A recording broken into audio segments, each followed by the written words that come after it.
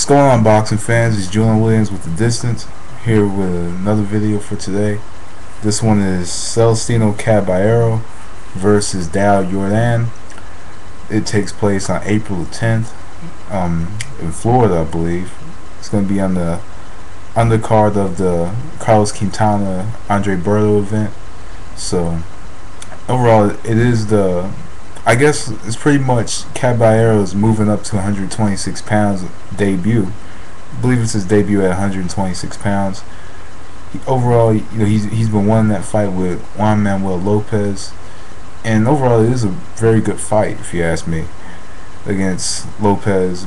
But the fight has never come to terms or whatever. But Caballero did hold a lot of the belts at 122 pounds. But overall, this is a good fight.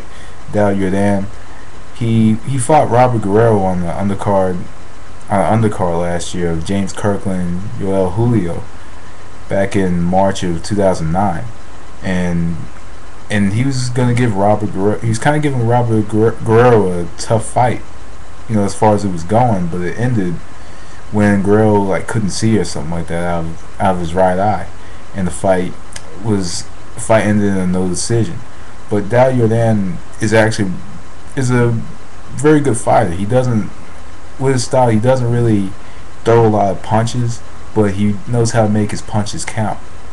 And with Caballero is a tall, about 5'11", tall, long, lanky fighter, but at the same time he has pretty good power.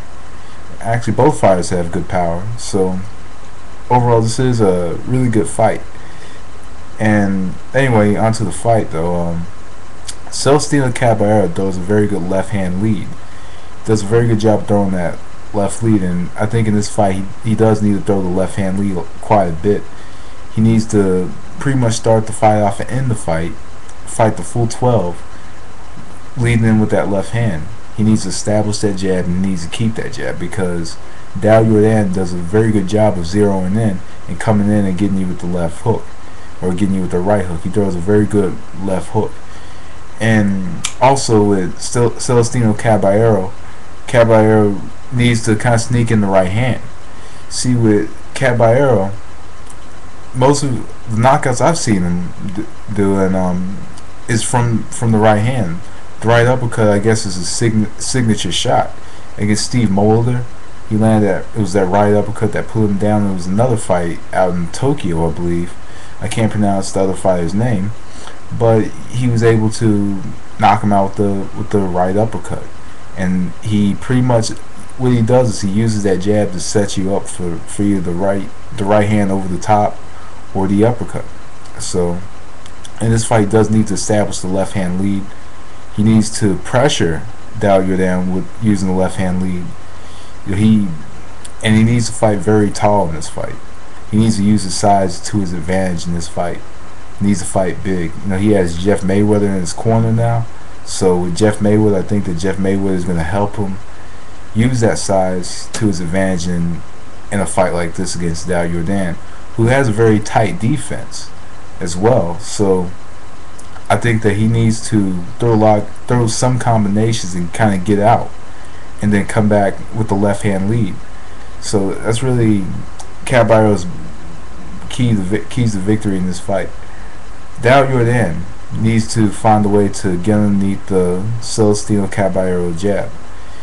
Like I said, he has a very tight defense, and he kind of comes forward too. He comes forward. He has a tight defense. Doesn't throw a lot, like I said, doesn't throw a lot of shots, but he knows how to make the shots count.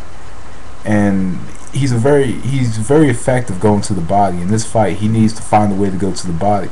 He needs a lot of good upper body movement in this fight. If with good upper body movement, he could slip the jab, and when he slips the jab, the body is going to be open. So he does need to throw a few good shots to the body. And other than throwing the shots to the body, he does need to throw a lot more in this fight. But the problem is with this fight, with a taller, longer fighter, and who has power in his hands, power in both hands. You have to question: how is Daud Yordan going to get underneath that jab? Well, upper body movement and then jabbing your way into the inside is really what he needs to do. He needs to throw a jab to get in, and pretty much throw hooks and uppercuts to the body.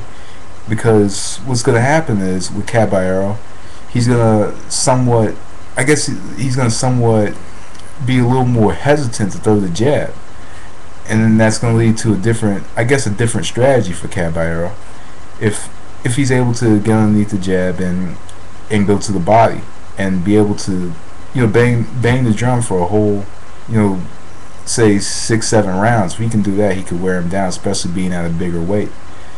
But overall in this fight, kind of hard to score, but I'm going to go with Celestino Caballero. I think he does have the size advantage, and also with Daud Yordan, with that tight defensive style, some shots can get through the defense, and I've seen uppercuts go through that guard, and Caballero does a very good job of landing the uppercut or using his left hand to set up the right hand over the top.